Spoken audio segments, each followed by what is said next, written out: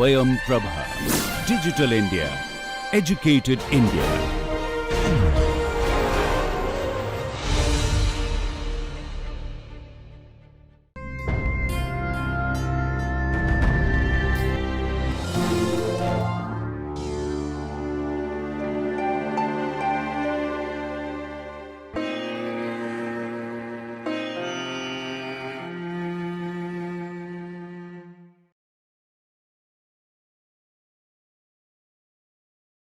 Hello and welcome to today's session. Today's session is about one aspect of information systems. That's something that we're increasingly hearing, that is cloud technologies. You might have heard terms like we are on the cloud, or our application is running on the cloud, or our data is stored on the cloud. In fact, data is the one thing that comes to mind. Storage is one thing that comes to mind when I ask people, what do you mean by cloud technology? That's the most common application associated with cloud technology. However, actually, it does much more than that. Cloud technology is being increasingly used to cover all aspects of computing. So let's take a look at this technology. We will look at what is cloud technology, why it is called cloud, what is the key technology enabler which has made this happen, what are the advantages, some of the disadvantages, who are the main customers who are using this, and most importantly, what's the big concept change that cloud computing has brought into the field of computing itself. It has made one significant change. We will take a look at that. So let me go ahead and share my desktop.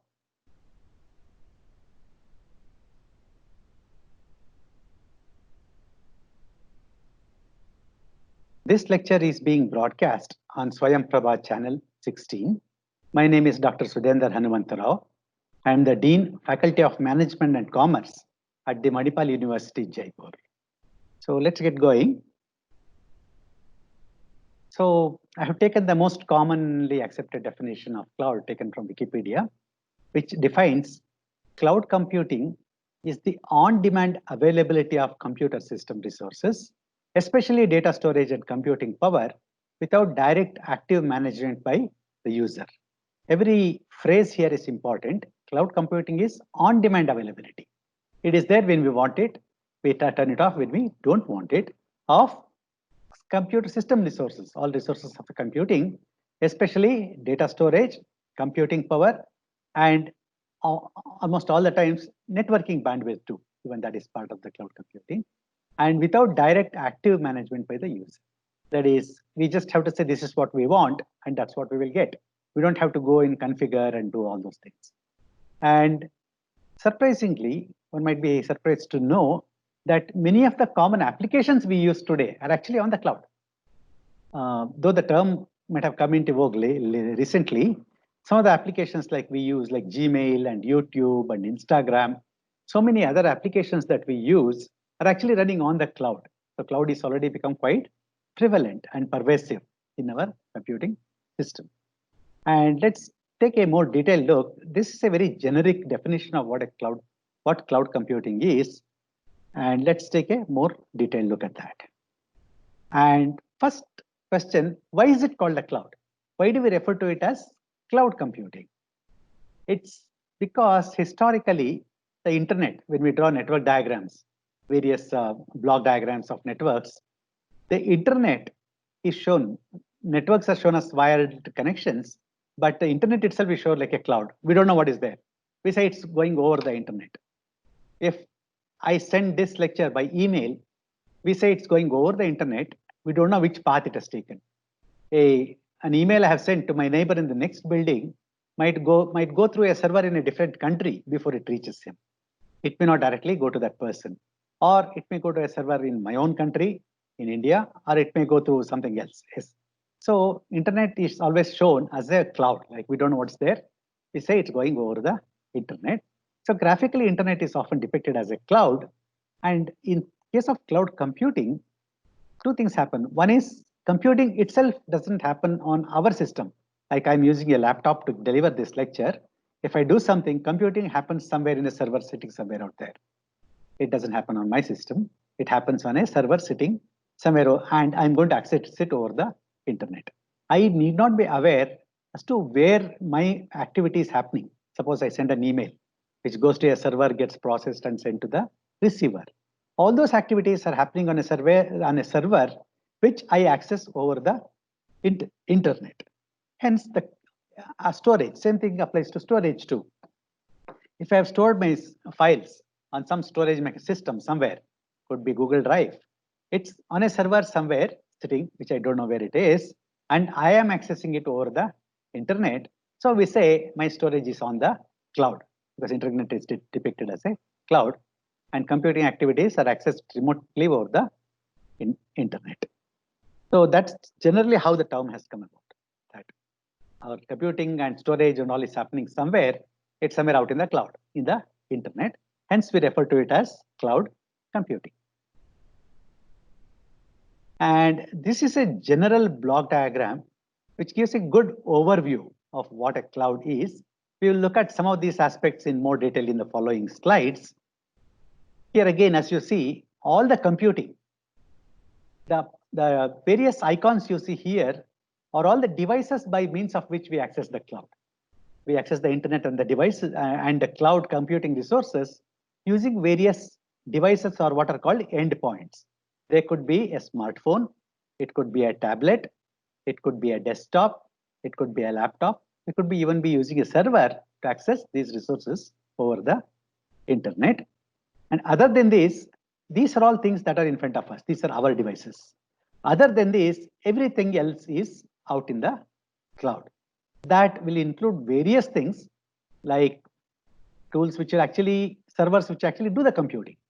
I set up a big mathematical equation which calculates, let us say, path of stars. All that calculation happens in a computer remotely. Storage, like all my files might be on Google Drive. That storage is out in the cloud, in the cloud infrastructure.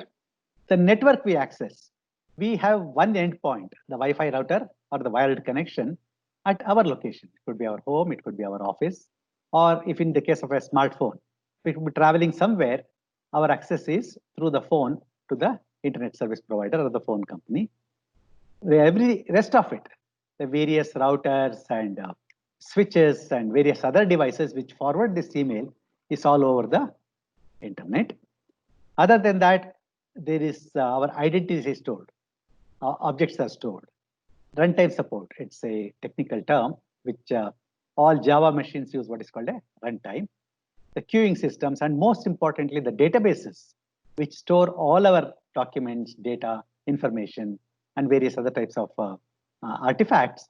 All that storage is stored and database is somewhere in the internet again. And finally, the various applications, tools to monitor the content.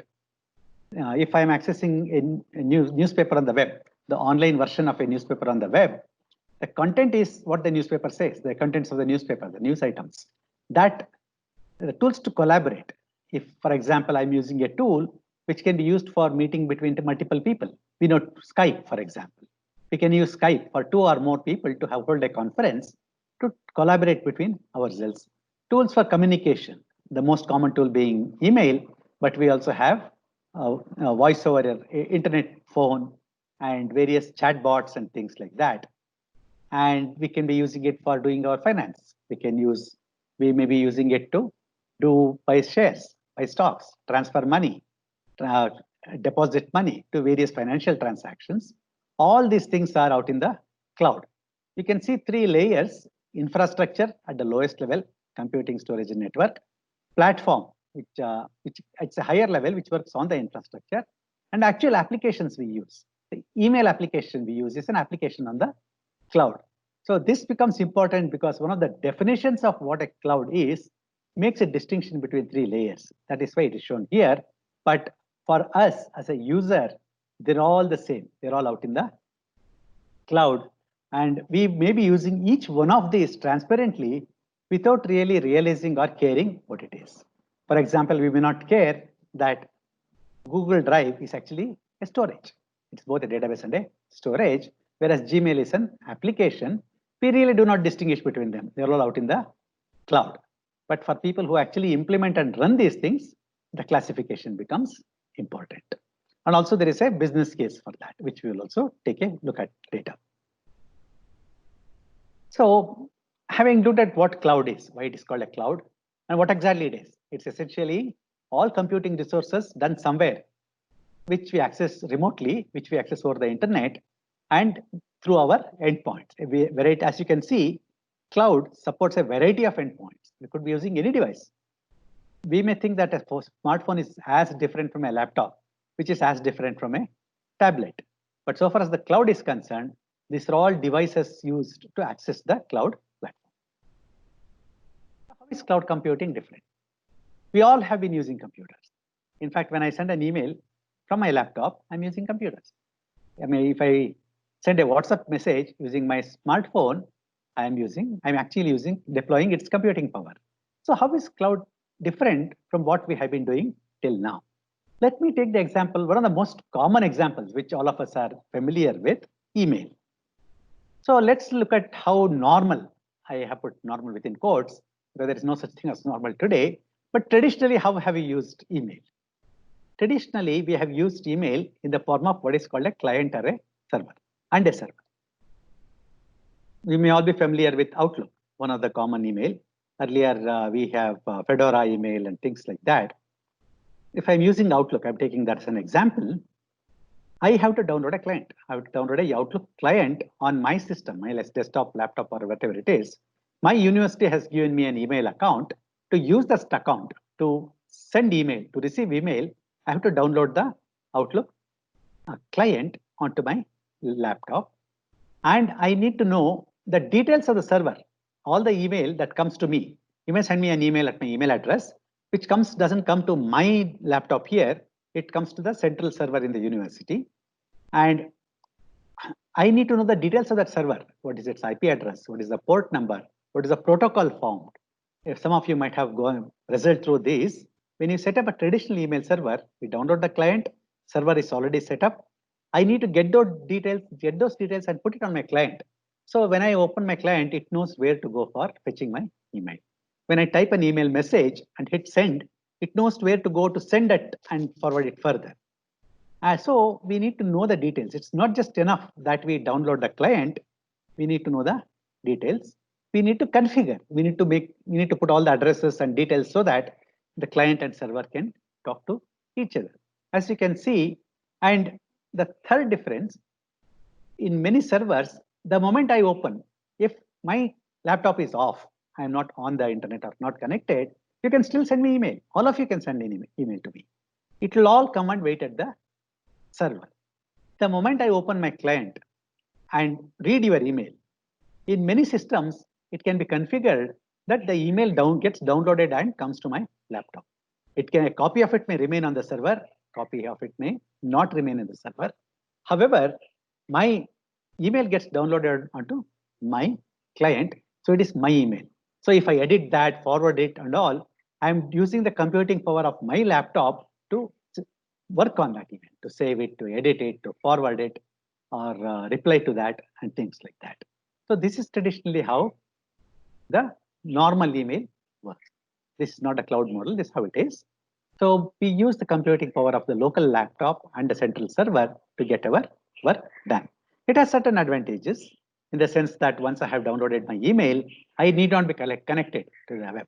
This becomes very important when I'm about to travel. I might have a lot of email. I may not have had the time to read that email. I can simply download them all to my client and read it offline when I'm on the plane, when I'm on the train. I can read my email without having access to the internet. Let's see how the same email works on cloud. I've taken the example of Gmail. So how do we access Gmail? We go to Google and open a Gmail account and broadcast my email address to all of you. So you can send me email.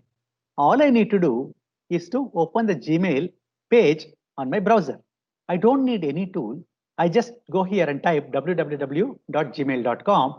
It'll ask me to enter my ID and password, which incidentally, we have to do it in the case of normal email also. There also the server verifies that I am who I am claiming to be. Likewise, in Gmail also, you enter your ID and password. That's it. All the email sent to you is available to you. Where is it stored? Certainly not on my laptop. It's stored somewhere out in the cloud. And I don't have to configure. I don't have to make any adjustments. And all I need, I don't have to install any new software. I can use pretty much any browser, and it's like opening a web page. All the activities provided under normal email also are provided by the cloud email. Just that I don't know where it is. I don't care. It's available to me. One disadvantage, as you can see, is unless I have downloaded and saved the email on my client, I need to have internet access to access that, access my cloud email. That's one of the requirements of cloud services, cloud computing, that we need to have access to the broadband internet typically. But otherwise, it works exactly the same like a traditional email, except it involves even less work. It's easier to use. All I need is to have set up my account. I mean, open my account. No setup actually. Need a browser. Open an address on my browser. Boom. I have all my email. So in that sense, cloud computing is different. I'm only using my browser. I'm not using anything else on my laptop or in my smartphone or whatever it is. I just need a browser or an app. In case of a smartphone, I can use a cloud email app. I can use a Gmail app for that matter. Other than that, I don't need anything else. Everything else is done somewhere else for me. All my messages are stored somewhere else for me. They're backed up for me. Things like that, archived and things like that. So in that sense, cloud, here, bulk of the computing happens on my endpoint. On my laptop, I need to know details. I need to configure. Here, nothing. It's all happening somewhere else. So in this sense, cloud computing is very different from traditionally what we have understood computing as.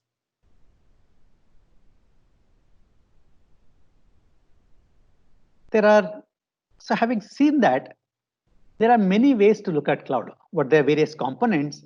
How do we deal with cloud and how do we differentiate between, there are varieties of cloud. How can we deploy? Email is not the only application. Storage is not the only application. We can use it for computing. We can use it in different modes of computing. So how do we go about classifying clouds? How do we go about making sense of this vast, shapeless infrastructure out there? A department of US Department of Commerce, an organization under US Department of Commerce called National Institute of Standards and Technology, came up with a framework to describe a cloud, to classify a cloud. They came up with this framework in about 2011. Some of the things have changed, but a bulk of it is still applicable today. What they have defined 5 years, almost 10 years back, some of it is, it's a good framework to go about understanding this concept called a cloud. Sometimes this NIST framework is called a 3-4-5 model. So there are 3 and 4 and 5 elements of it. And let me start with 5. It has started with 5 essential characteristics. And the framework defines 5 types, that 5 characteristics that something should have to be called a cloud or a cloud computing, something to be described as cloud computing. The paper describes 4 deployment models, 4 models in which the cloud can be deployed in the public. And it provides for 3 service models. How are we going to deploy them? How are we going to use them? How are we going to pay for them? I mean, like computing, every part of computing, as you see, in case of cloud, we don't really need to have anything. It may as simple as me having a browser or having a endpoint and a browser. I don't need to own anything, own any of the servers or the networking or storage. So somebody else somebody else owns that. So how do we pay for that? How do we use that and pay for that? The paper describes what are called 3 service models, 3 ways in which we can use a cloud and pay for that accordingly. So let me start with the essential characteristics. Though for convenience, I have shown them as 3, 4, 5. Let's start with the 5 essential characteristics.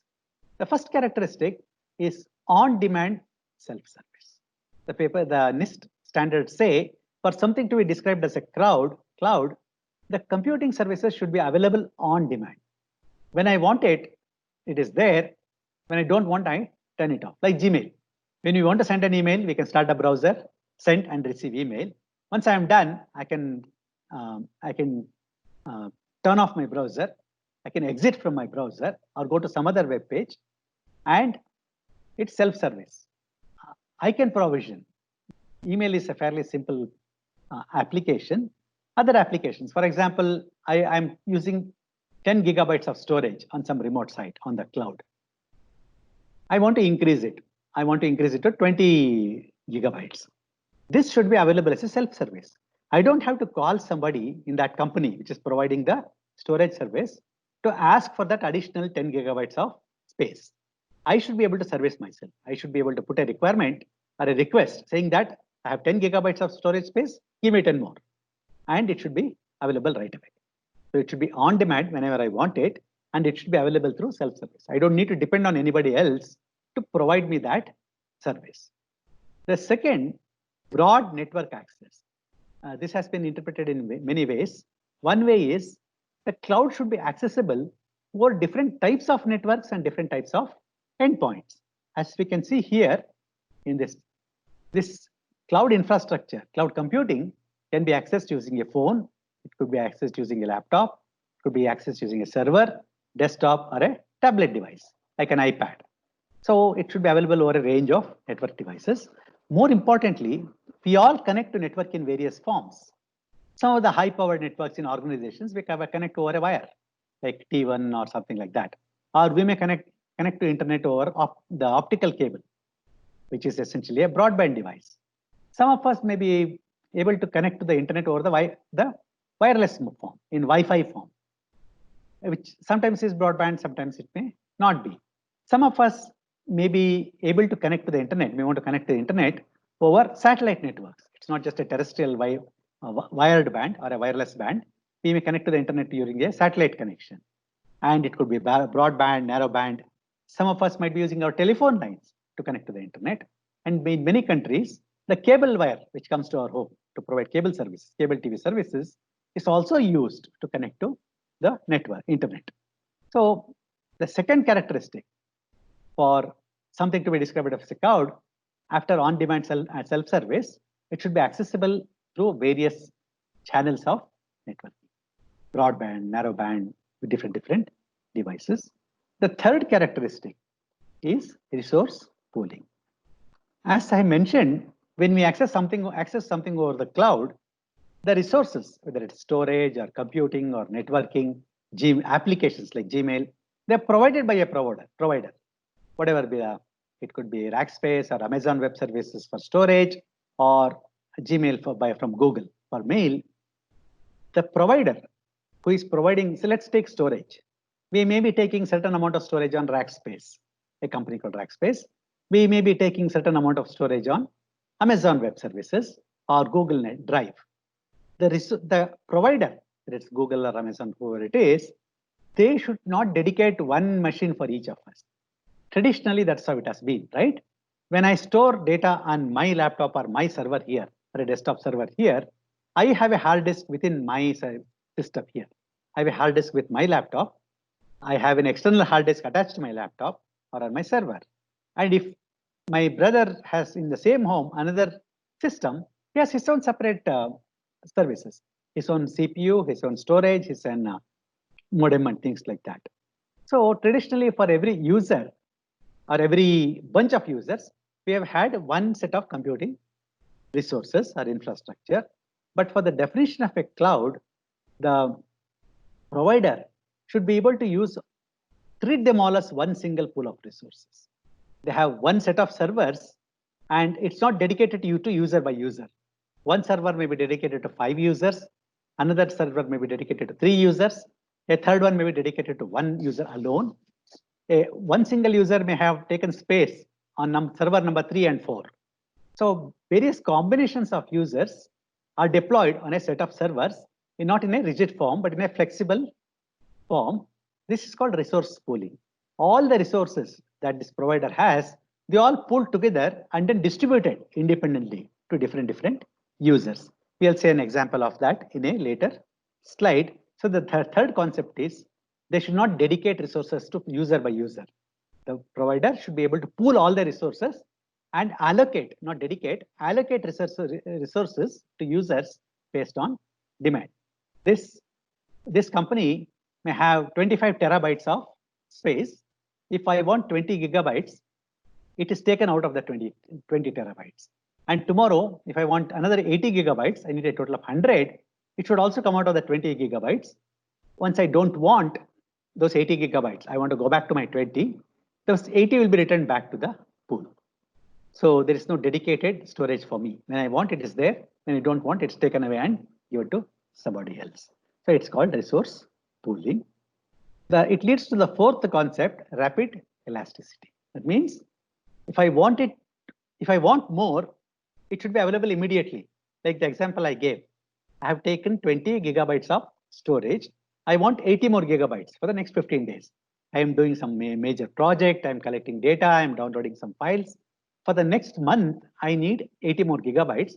The moment I go on my self-service and say, give me 80 more gigabytes of storage, it should be available immediately. It's elastic. If I want 80, I'll get 80 more. If I want 300, I'll get 300 more. If I want 5, I'll get 5. It is elastic. It can adjust to my requirements and rapid quickly. If I say I want 80 more gigabytes of space, it should be available to me over the next few seconds or next few minutes at the most. So the fourth characteristic for something to be described as cloud is rapid elasticity. And it happens in reverse too. So at the end of the month, I'm finished with my project. I don't need 100 gigabytes of space. I only need my 20, which I had earlier. So I go back to my self-service portal and say, remove this 80 gigabyte from me. So that is removed immediately from me. I'm reverted back to 20 gigabytes.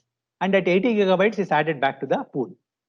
The amount of storage that was available, it gets incremented immediately by 80 gigabytes. Rapid elasticity. And finally, metered service. All the usage should be measured and metered. We are quite used to this concept, like the water we use, gas we use, especially piped gas, electricity. They're all metered services. That is, take water, for example. If I use 25,000 liters of water this month, I pay X amount. If I use 50,000 liters of water next month, I may pay double that amount, 2 times the amount. In the third month, if I use only 10,000 liters of water, I pay for only 10,000 liters of water. So whatever I consume, the resources I consume, it should be metered and charged accordingly. So these are the 5 essential characteristics of what a cloud should be as per the NIST framework.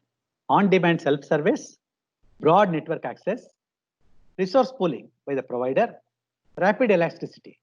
It goes up and down depending on my requirement, metered service.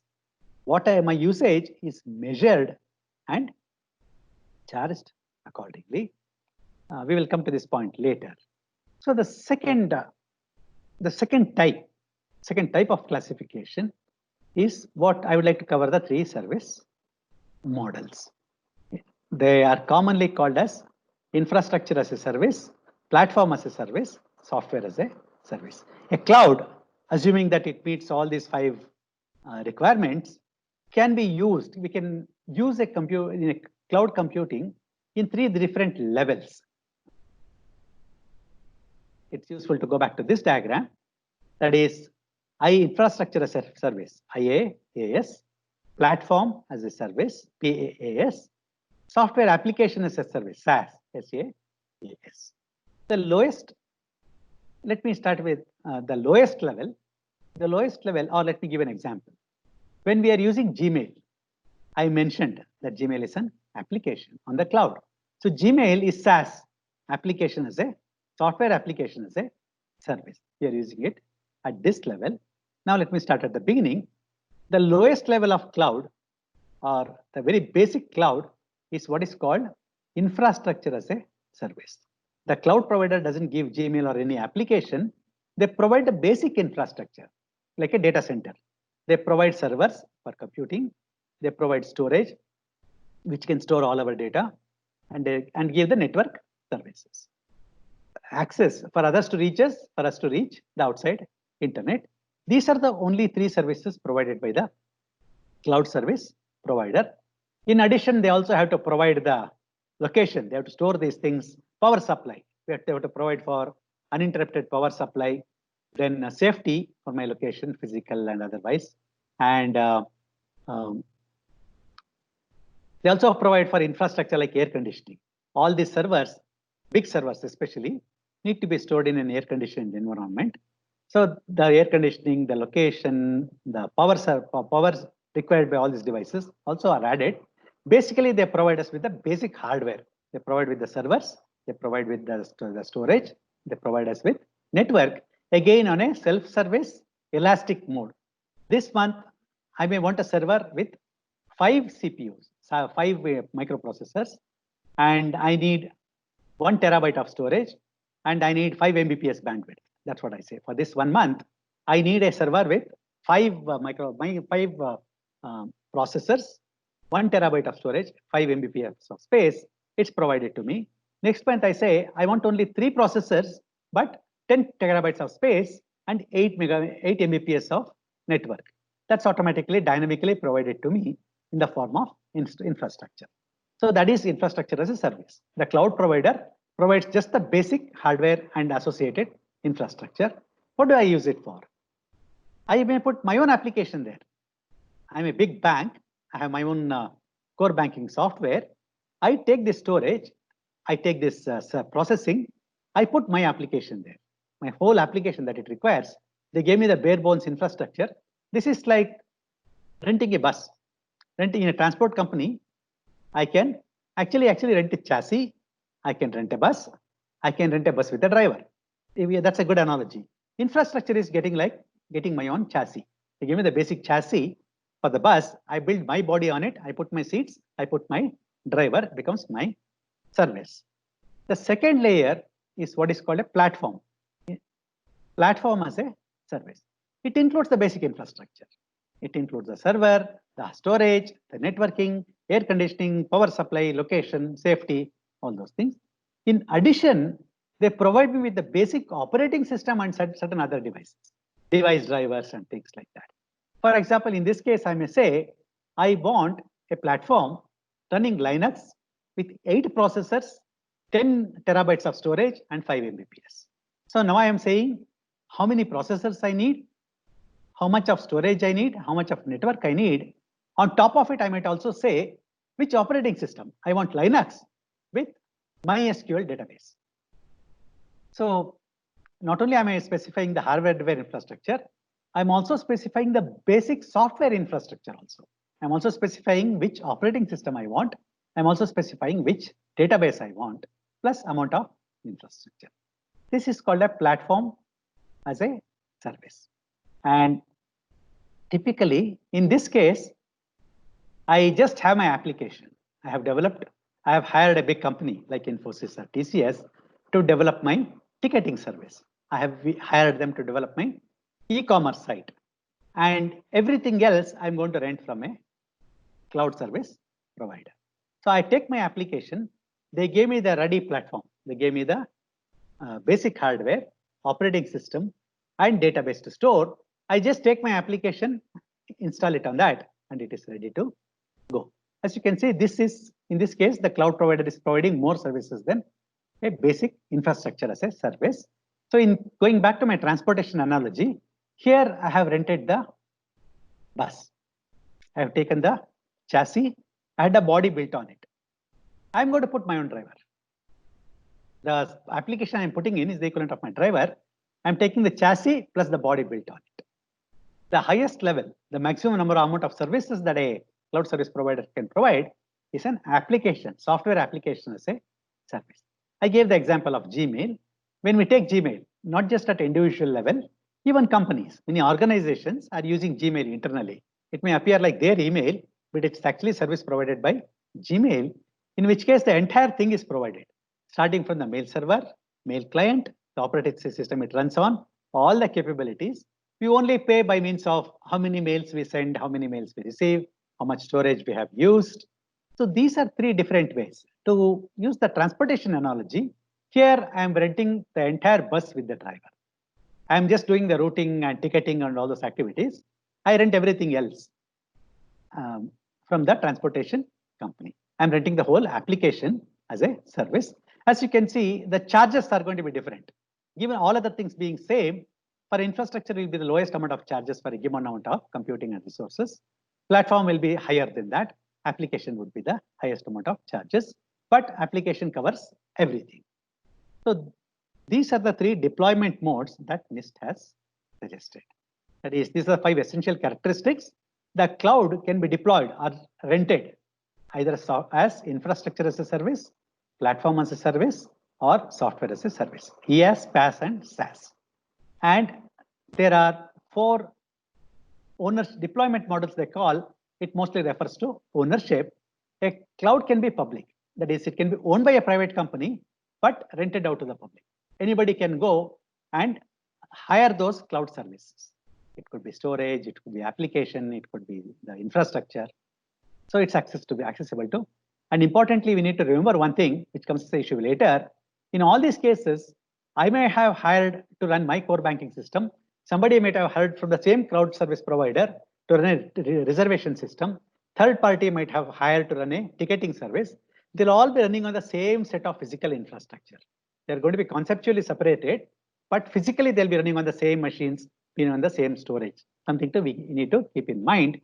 So the most common variety is the public cloud, where a third party like Amazon Web Services, Google Cloud, Microsoft Azure, or Rackspace, they own the cloud, but they rent out, they sell the services to us. Any of us can go and hire those services. The alternative is a private cloud, owned by one owner, meant for use by that owner only. You may wonder who will be needing this. Interestingly, this is an increasingly bigger part of the cloud infrastructure. Because imagine all these giant companies, they have computers sitting all over the world.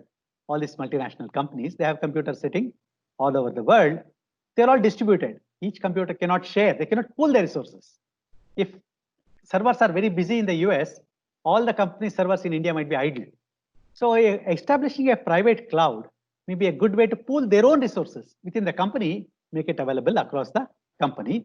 So this is a growing part of clouds. Public clouds are quite common. Private clouds set up for each individual organization also are becoming very, very popular.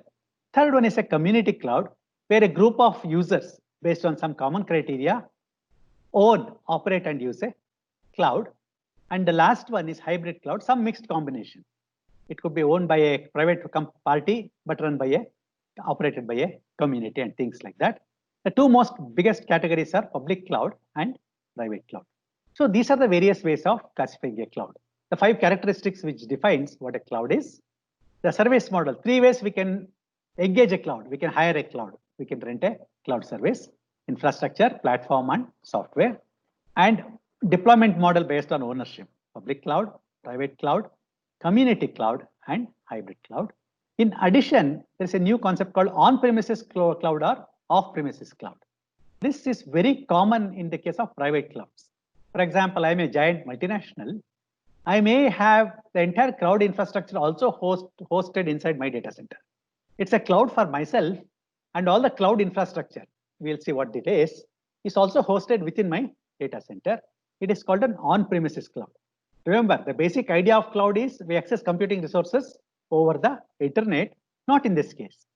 The cloud resources are all shared without going to the internet itself. We may be doing it within the company. You can also have the cloud infrastructure set up outside. It is called off-premises cloud. My servers are with me, but the cloud infrastructure itself, various servers which do the cloud operations, they are hosted somewhere else. That is less important. These 3 for my 5 model is a good framework to think of how to characterize clouds and how to use them. I just want to briefly touch an analogy with electrical power service. What cloud computing, this is a big change that cloud computing has done. It has converted cloud computing into a utility like electricity. Think of electricity. How do we use electricity? It is there. It's there. I turn the switch on, it comes on. I turn it off, goes off. The service is there. The utility is there. The power is there. It's on demand, and in many cases, self-service. The electricity board has said you can use 10 kilowatts of power. Within that, I can use just a bulb. I can use my water pump to pump the water into my tank. I can run the AC, and it's on demand. I don't have to tell the electricity board what are the devices I'm going to use. I can use whatever I want. I can use all the lights. I can turn off the lights, run the AC alone, combination of light and the AC, and I can run the pump. I can run the TV. So it is on demand. Power is on demand on self-service. It's accessible by various devices. My light bulbs can use the power, TV uses the power, refrigerator uses the power, water pump uses the power, and various things. So broad access through very variety of devices. At the electricity board, think about it, how power comes. There are various ways of power sources, right? We have hydroelectricity, we have thermal electricity, nuclear electricity. Nowadays, we have solar, we have wind power electricity. Do we care which source power is coming from? We don't. The power company, the distribution companies, like in Bangalore, we have Bescom, that pools resources. It pools power coming from hydro, coming from thermal, coming from nuclear, coming from wind, coming from solar, whatever sources, and based on demand allocates to users. It doesn't differentiate between this user gets hydroelectric power only, that user gets thermal power only. Depending on demand, depending on availability, it pools and allocates resources. Rapid elasticity. I have 10 lights on, depending within my limits, they all turn on. I turn my refrigerator on. Immediately power is there, doesn't have to wait. And I turn the refrigerator off, that power capacity is returned back. So whenever I want extra power, it's available immediately. When I don't want it, it is returned back also immediately. And of course, anyone who has received electricity bill knows that it is a metered service. So interestingly, what cloud computing has done to computing is that this concept of cloud computing has converted computing into like a utility service. We can use it exactly like we use a utility service like electricity, water, gas, things like that. So it is there. We can turn it on whenever we want. We can use it as much and use it as less, depending on the demand. When we want more demand, it is there. When we don't, it's not there. It's returned back. The providers don't differentiate. They have a pool of resources. They allocate based on the demand.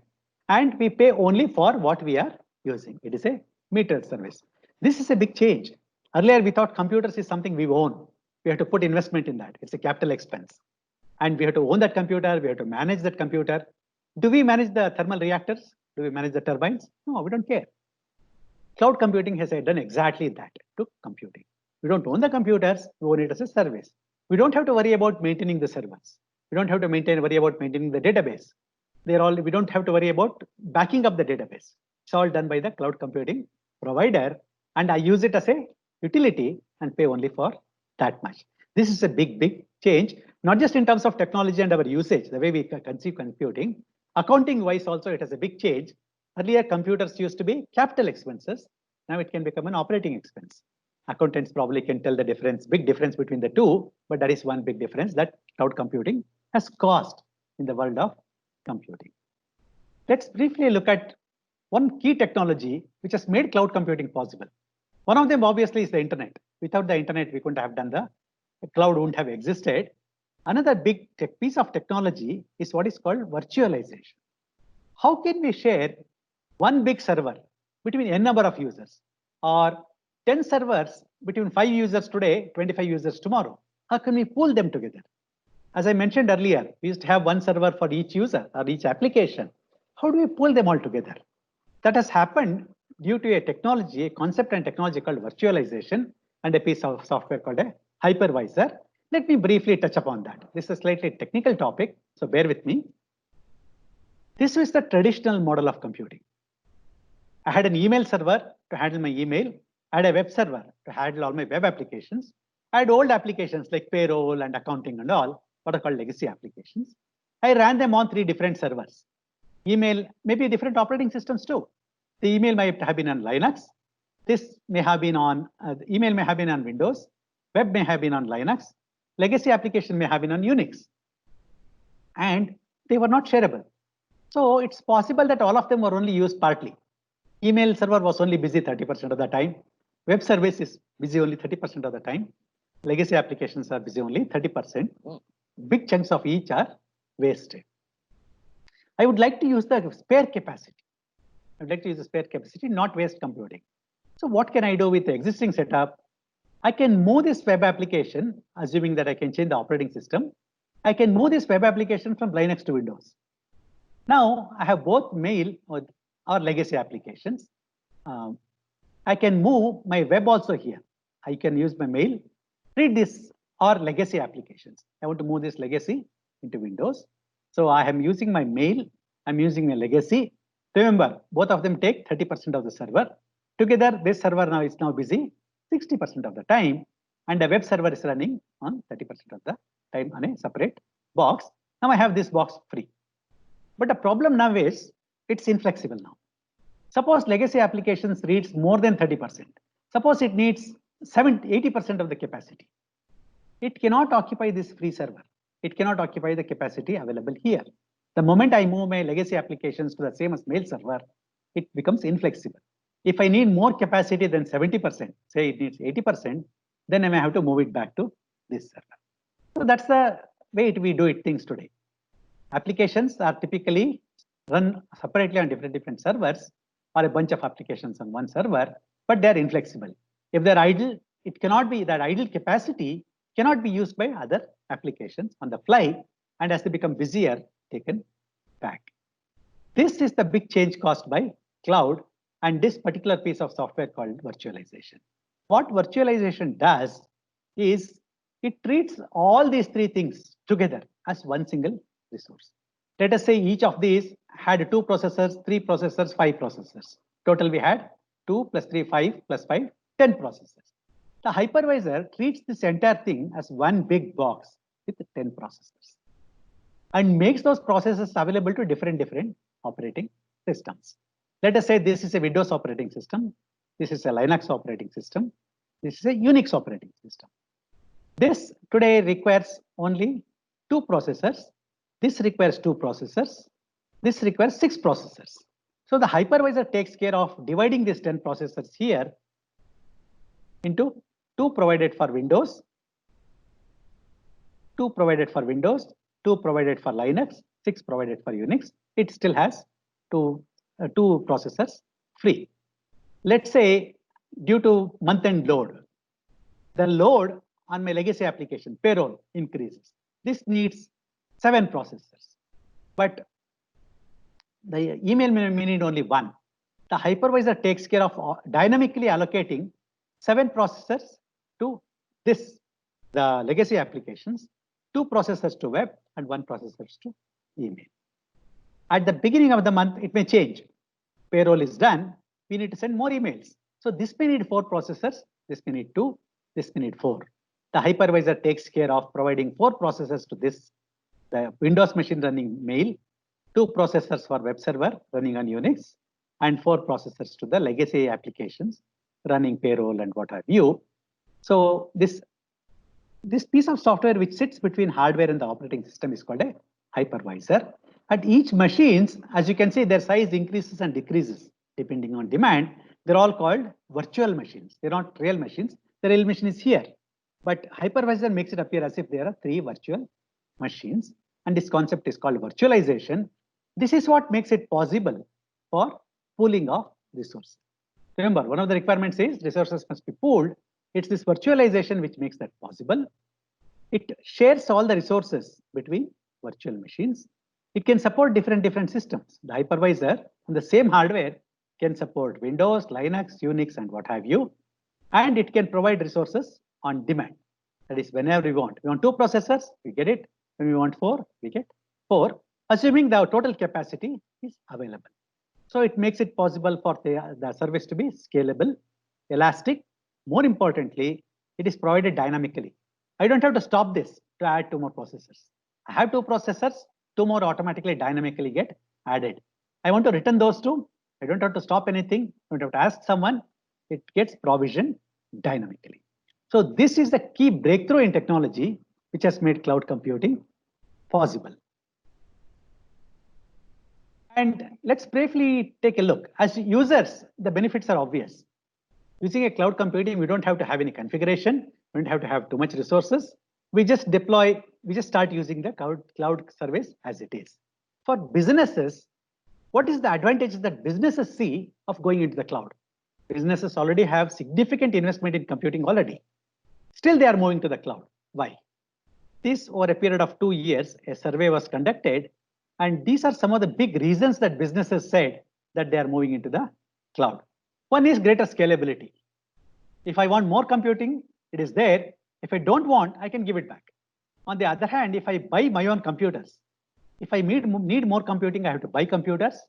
When I don't need, I may not be able to get rid of them because computers become aged very easily. They become obsolete very easily. So greater scalability is one benefit. And only when I want more resources, I can get more computing resources. Faster access to infrastructure. For me, if I want to put in a new router or new operating system, I have to go about finding them out, getting the hardware for it, installing the hardware to it, configure it, only then I'll start to use. So there it takes so much time. On cloud, that infrastructure is available just almost on the fly. Tomorrow I want my whole company computers are all on Windows. Tomorrow I want Linux. It's available immediately with a cloud provider. So faster access to infrastructure, higher availability. Since they pool the resources, if I have 5 servers, one of them goes down, 20% goes down. I'm down. My availability goes down by 20%. In case of a cloud service, they may have hundreds of servers, and I want 5. If one of my servers goes down, they may have others available immediately to deploy. So availability of computing is much higher. So I don't have to send a message saying that server is down. The availability of computing is much higher. Faster time to market. Since I don't have to set up the infrastructure, the moment I develop a new application, a new reservation system, new banking, I can take it. I can deploy it much faster because hardware infrastructure is all there. Geographic reach. Same. Instead of me putting computers in different continents, I can go to a cloud provider who over the internet provide me computing resources wherever my requirements are. I have one office in India, one in Hong Kong, one in Singapore, 4th in Boston. I don't have to put servers in each of these locations. I can go to a cloud provider who will provide me computing in all these locations. Then of course, cost savings. I don't have to maintain my own hardware. I don't have to have a bunch of people maintaining my systems. IT departments are quite large departments in businesses, costing a lot of money. I don't have to worry about maintenance. I don't have to worry about if the systems get outdated. Do I have to new systems? I pay one flat amount like a utility only when I use it. If I don't use, my systems are not idling, which happens if I'm owning the systems. So there is significant cost savings. Business continuity. This is a concept in security. Since availability is higher, business continuity also is higher. Higher performance. Again, no system is left idle. If systems are left idle, they're deployed to provide more services. Performance is higher. IT staff, and finally, IT staff efficiency. We have a group of people to do our IT. They don't have to run around maintaining the hardware, replacing the cables, things like that. They're all taken care of by the cloud company. They can pay their attention to servicing users, developing new applications. These are some of the benefits that business sees in going to the cloud. Though they can afford to buy their own computers, businesses see all these big advantages of going into the cloud.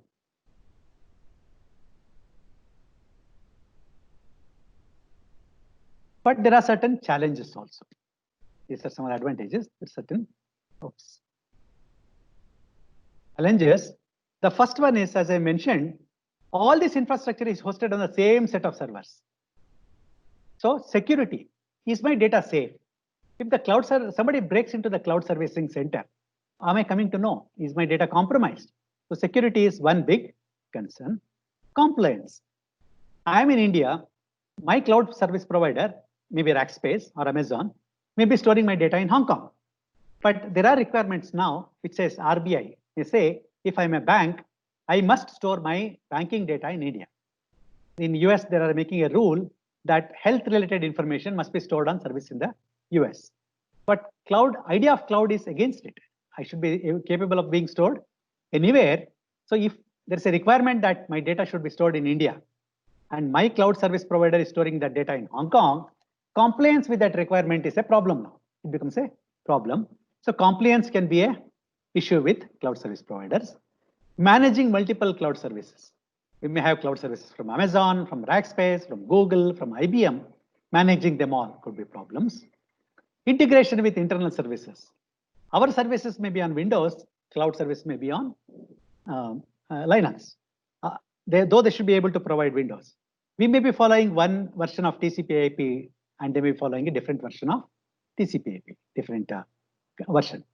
And control. Who has control? When can the servers be brought down? When can the servers be switched on? They're all in the hands of the cloud service provider, not in our hands. When do we take them offline? So these are some of the challenges, along with cost. Sometimes over a period of time, the uh, the cost per usage starts increasing.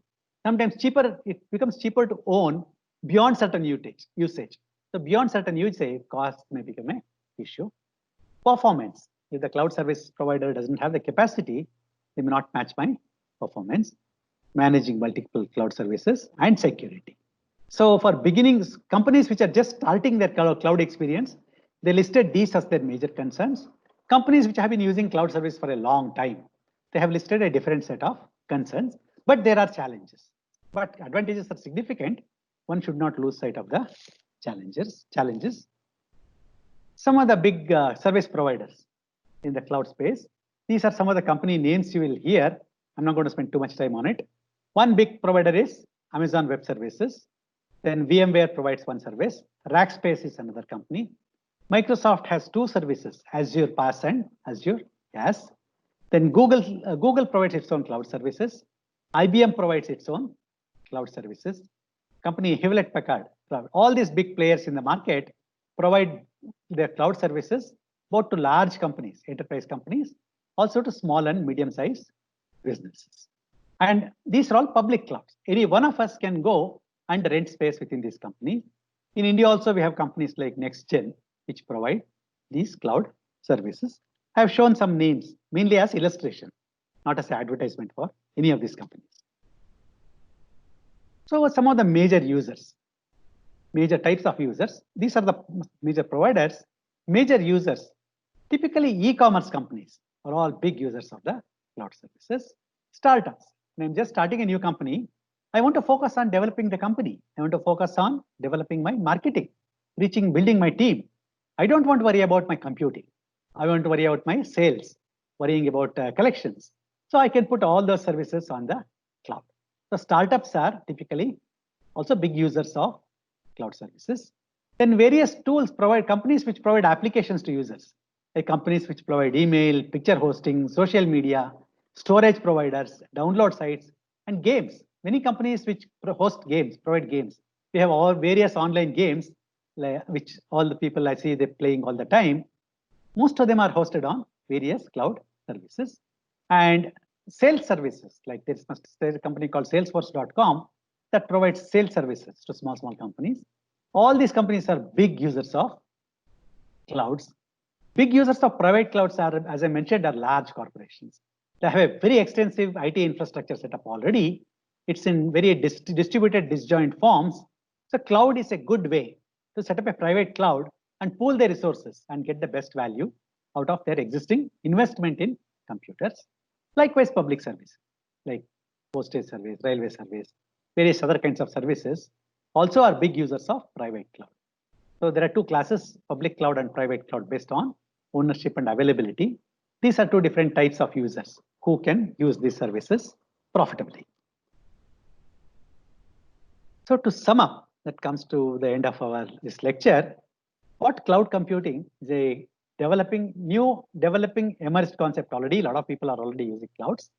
What cloud computing has done, it has converted computing and storage into a utility. The way we use utility like power, water, and all, we also can think of computing in the same sense, that it's available, scalable, metered, so we pay only what we use for. And on the provider side, they pool their resources, so I don't have to worry where my resources are, where my water is coming from. My water might be coming from a borewell, it may be coming from a lake, it may be coming from a reservoir. I don't have to care. Second, it has led to efficient use of resources. Now, since resources are pooled, servers are pooled, storage is pooled, there's going to be no idle wastage of those resources. Systems are not going to go waste. And as a consequence, costs also are reduced. Resources are used more efficiently and costs are reduced accordingly. Increased flexibility. I can change my operating system, I can change my database, I can change my network on the fly, because cloud service takes care of those. Better utilization of manpower. Cloud service, since I'm offloading all my computing to a third party, my IT people can focus on developing applications for myself rather than worrying about maintaining the infrastructure. Despite all these advantages and benefits, there are certain concerns. Like security is a big concern with the cloud service. We don't know if it's compromised, what happens to our data.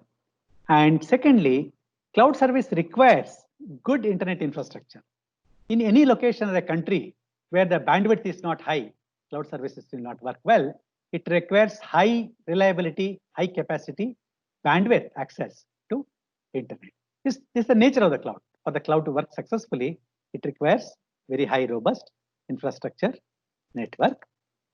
That brings me to the end of this lecture.